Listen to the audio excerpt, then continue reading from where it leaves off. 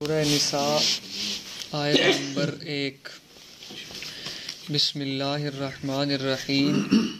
یا ایہا الناس، اے لوگو، اتقو ربکم، ڈرتے رہو تم اپنے اس رب سے، الذی خلقکم، جس نے تمہیں پیدا کیا، من نفس واحدۃ، ایک جان سے، وخلق منہا، اور پیدا کیا اسی جان سے، زوجہا، اس کی بیوی کو، وبث، اور پھیلا دیا، منہما، ان دونوں سے، رجالا کثیرا، مرد بہت زیادہ، ونساء، اور عورتیں، واتقوا اللہ، اور ڈرتے رہو تم اللہ تعالی سے، الذی، وہ اللہ، تساءلون بہ، جس سے تم سوال کرتے ہو، والارحام، اور قطع تعلقی سے بھی ڈرتے رہو، ان اللہ، بے شک اللہ تعالی، کان علیکم، ہے تم پر، رقیباً، نگہبان۔ سورہ نساء سے پہلے 3 صورتوں میں توحید، رسالت اور جہاد فی سبیل اللہ، انفاق فی سبیل اللہ کا مضمون بیان ہوا۔ سورہ نساء سے اس مقصودی جو مسئلہ توحید کا ہے، اس کی اقامت اور دنیا میں قائم کرنے کے لیے کچھ اصولوں کا بیان ہے۔ اس میں 2 موٹے عنوان ہیں، ایک تدبیر منزل، دوسرا سیاست مدنیہ۔ تدبیر منزل کا مطلب کہ توحیدی کا گھر کے معاملات اور گھر کے سارے حساب کتاب درست ہوں۔ سیاست مدنیہ کہ اس کا معاشرہ وہ درست ہو۔ گھر بھی چونکہ ایک حکومت اور ملک کا چھوٹا سا ایک نقشہ ہے، اس کے اندر بھی تمام معاملات، اختیارات اور سب کچھ چلتا ہے جس طرح بڑی سیاست اور بڑے ملک کے اندر چلتا ہے۔ سورہ نساء کے اندر شرعی سیاست کے قوانین بیان ہوں گے، 16 قانون بیان ہوں گے جو رعیت اور عوام کے متعلق ہیں۔ اس کے ساتھ ساتھ 9 قانون ایسے ہوں گے جن کا تعلق عوام اور حکمران دونوں کے ساتھ ہے۔ شرعی سیاست اور شریعت سے ٹکرانے والی سیاست میں 3 بڑے فرق ہیں۔ شریعت سے جو ٹکرانے والی سیاست ہے، چاہے جمہوریت کے عنوان سے ہو یا کسی اور عنوان کے ساتھ ہو، اس میں 3 بڑی باتیں ہیں۔ سب سے پہلے التفریق، دوسرا نفاق، اور تیسرا اس میں بغاوت۔ شریعت سے ٹکرانے والی جو بھی سیاست ہے، سب سے پہلے وہ تفریق، جدائی ڈالے گی، اور جدائی بھی کس بنیاد پہ؟ کبھی زبان کی بنیاد پہ، کبھی رنگ کی بنیاد پہ، کبھی نسل کی بنیاد پہ، اور کبھی کسی اور بنیاد پہ، دین کی بنیاد پہ نہیں۔ دوسرا، اسلام سے ٹکرانے والی سیاست میں نفاق ہے۔ منہ پر اور رہو، اندر سے اور رہو۔ اپنی پارٹی کو ترقی دو، چاہے جس طرح مرضی تم دے سکتے ہو۔ تیسری چیز اس کے اندر بغاوت ہے کہ ایک پارٹی اگر حکومت میں آئی تو باقی ساری اس کے خلاف آ گئیں۔ آج موجودہ دور دیکھ لو، عمران خان کی حکومت آئی، باقی سب مل کے اس کے خلاف بغاوت پہ آ گئے۔ اسلام کی سیاست کے اندر اس کے مخالف 3 بنیادی کام ہیں۔ سب سے پہلی بات جوڑ ہے اسلام کے اندر کہ آپس میں مل کر محبت کے ساتھ رہو، اہل اسلام اتفاق کے ساتھ رہو، کوئی نسل کا فرق نہیں، کوئی رنگ کا فرق نہیں، کوئی قبیلے کا فرق نہیں، کوئی قوم کا فرق نہیں۔ اسی کو اس آیت میں کہا کہ اتقوا ربکم الذی خلقکم من نفس واحدہ۔ اوپر دیکھو، تمہارا باپ ایک ہے، لہذا اتفاق کے ساتھ رہو۔ دوسرا، منافقت نہ رکھو، اخلاص کے ساتھ رہو۔ تیسرا باغی نہ بنو، امیر المومنین جو مسلمانوں کا امیر ہے اس کی اطاعت میں رہو۔ یہ 3 بنیادی فرق ہیں۔ تو سب سے پہلی چیز کہ باہمی اتفاق کے ساتھ رہو، اس کو بیان کیا، یا ایھا الناس اتقوا ربکم، اے لوگو اپنے رب سے ڈرتے رہو۔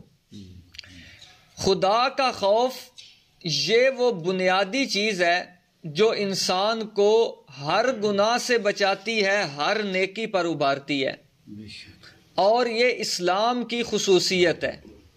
باقی سارے مذہب آج حیران ہے کہ کون سی وہ چیز ہے جو اس مسلمان کو ابھارتی ہے کہ گرمی کا دن ہے، صبح سے لے کر شام تک 13، 14، 15، 16 گھنٹے کا روزہ رکھ رہا ہے۔ آخر اندر چیز کیا ہے؟ کون سی وہ چیز ہے کہ جس نے بکرا اور خنزیر، بکرا اور کتا ایک شکل کے ہیں لیکن ایک کو کھا رہا ہے، دوسرے کے قریب بھی نہیں جاتا؟ کون سی وہ بنیادی چیز ہے جو اس کو ابھارتی ہے کہ یہ اپنی نیند محبوب کو چھوڑ کر ٹھنڈے پانی سے وضو کر کے مصلی پہ کھڑا ہوتا ہے؟ اور یہ ایسی ابھارنے والی چیز اتقوا، یہ تقوی اور خدا کا خوف اور خدا کا ڈر ہے، اور یہی وہ بنیادی چیز ہے۔ ورنہ روزے میں آدمی تنہا بھی ہوتا ہے، کوئی اس کو دیکھ نہیں رہا ہوتا، اس کے باوجود وہ کھانے پینے کی اشیاء پر قدرت کے باوجود ان کے قریب نہیں جاتا، تو اصل بنیادی چیز اس میں خدا کا خوف ہوتی ہے۔ اتقوا ربکم، یہ اصل بنیاد ہے۔ اور تقوی کے لیے کوئی ضروری نہیں کہ آدمی کے سر پہ سینگ آ جائیں۔ امام الانبیاء صلی اللہ علیہ وسلم نے فرمایا التقوی ہا ہنا وہو یشیر القلب، کہ تقوی دل کے اندر ہے۔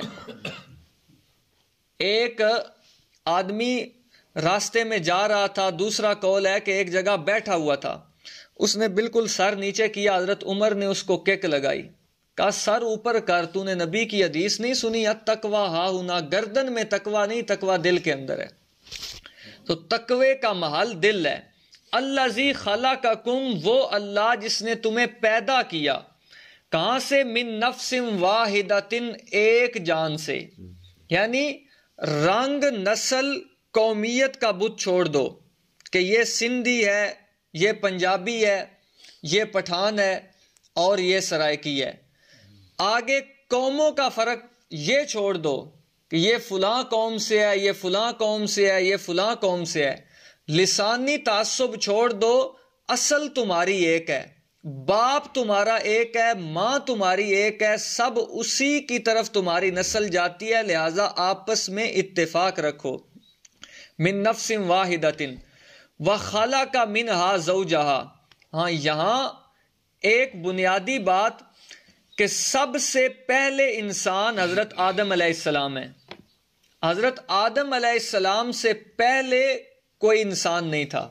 قرآن نے کہا هل اتى على الانسان حین من الدہر لم یکن شیئا مذکورا، ایک وقت ایسا آیا کہ جب حضرت انسان دنیا میں نہیں تھا، اس کی نسل ہی نہیں تھی۔ رافضیوں کا عقیدہ ہے، وہ کہتے ہیں حضرت آدم سے پہلے بھی کئی آدم گزرے ہیں اور ان کے درمیان اتنے سال کا وقفہ، اور اس طرح سب اپنی طرف سے گڑا ہے۔ سب سے پہلے انسان وہ حضرت آدم ہے، اور حضرت آدم سے پہلے کوئی انسان نہیں تھا۔ من نفس واحدۃ وخلق منہا زوجہا، اور اسی نفس سے پیدا کیا اس کی جوڑے اور بیوی کو۔ خلق منہا زوجہا، اس کے 2 مطلب لیے گئے کہ عورت کہاں سے پیدا ہوئی۔ بعض حضرات جو مشہور بات ہے کہ جی عورت آدمی کے بائیں پسلی سے پیدا ہوئی ہے، عورت آدمی کی بائیں پسلی سے پیدا ہوئی ہے، لیکن یہ کمزور بات ہے۔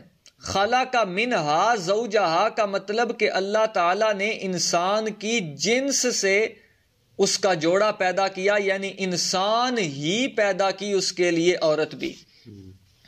خلق منہا زوجہا۔ باقی بعض احادیث کے اندر آتا ہے کہ عورت بائیں اپنا ٹیڑھی پسلی کی مانند ہے، عورت کی تشبیہ دی گئی ہے کہ عورت کی فطرت کے اندر ٹیڑھا پن ہے، اور آگے کہا گیا کہ اگر تم اس کو بالکل سیدھا کرنے کے درپے ہوگے، اس کے پیچھے لگو گے تو توڑ دو گے، کسروہا طلاق ہوا، اس کا توڑنا طلاق ہے، لہٰذا اگر تم اس سے تھوڑی بہت ٹیڑھے پن کے ساتھ نفع حاصل کر سکتے ہو تو کرو۔ خلق منہا زوجہا، اور یہ اسی طرح ہے جس طرح اللہ تعالیٰ نے کہا خلق الانسان من عجل، کہ انسان جلد بازی سے پیدا ہوا ہے۔ اب جلد بازی کوئی انسان کی ماں نہیں ہے، فطرت کا بیان ہے کہ انسان کی فطرت کے اندر جلد بازی ہے، اسی طرح عورت کی فطرت میں ٹیڑھا پن ہے۔ وَبَثَّ مِنْهُمَا رِجَالًا كَثِيرًا، انہی دونوں سے، ایک مرد اور ایک عورت، حضرت آدم اور حضرت حوا سے بہت زیادہ مرد، یہ جتنے بھی دنیا میں موجود ہیں، جتنی بھی عورتیں ہیں، یہ سب کی سب حضرت آدم اور حضرت حوا سے پھیلے۔ اگلی بات جو یہاں ہے کہ اللہ تعالیٰ نے دو پھیلائے حضرت آدم اور حضرت حوا سے، رجالن مرد و نساءن اور عورتیں، حالانکہ ایک تیسری مخلوق بھی ہے، کون سی عابد؟ ہجڑے، ان کا ذکر نہیں۔ او ہجڑے بلاول بھٹو، یہ یا ہجڑا ہے یا خچر ہے، خچر یا خچر ہے یا ہجڑا ہے۔ خچر اس کی ماں گھوڑی ہے، باپ گدھا ہے، زرداری گدھے سے کم نہیں ہے، تو یہ ان کا ذکر نہیں ہے۔ اس کا جواب یہ ہے کہ ہجڑے کی جو تعیین ہوتی ہے وہ علامات کی بنیاد پر ہوتی ہے، یا اس میں مردوں والی علامات ہوتی ہیں یا عورتوں والی۔ اگر مردوں والی علامات ہوں تو ان والے احکام اور ان کے ساتھ ملایا جاتا ہے، اور اگر عورتوں والی علامات ہوں اس کے اندر تو عورتوں کے ساتھ شامل ہوتا ہے۔ اور مردوں کی ظاہری علامات، مونچھیں، داڑھی مرد کی علامت ہے، اور اسی طرح باقی بہت سی علامات جو مردوں کی ہیں، تو داڑھی مرد کی علامت ہے۔ کٹوا کر کوئی کہے کہ ہم عورتوں کی طرح ہیں تو یہ ان کی اپنی مرضی ہے۔ واتقوا اللہ، پھر تاکید ہے اللہ سے ڈرتے رہو، الذی تساءلون، وہ اللہ جس سے تم مانگتے ہو، یعنی وہ اللہ جس کے تم منگتے ہو سب، اس اللہ سے ڈرتے رہو۔ والارحام، اور قطع تعلقی سے ڈرو۔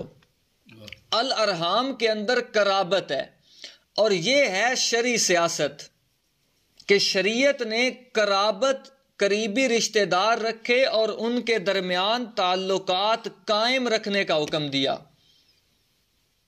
اور شریعت سے ٹکرانے والی سیاست کون سی ہے؟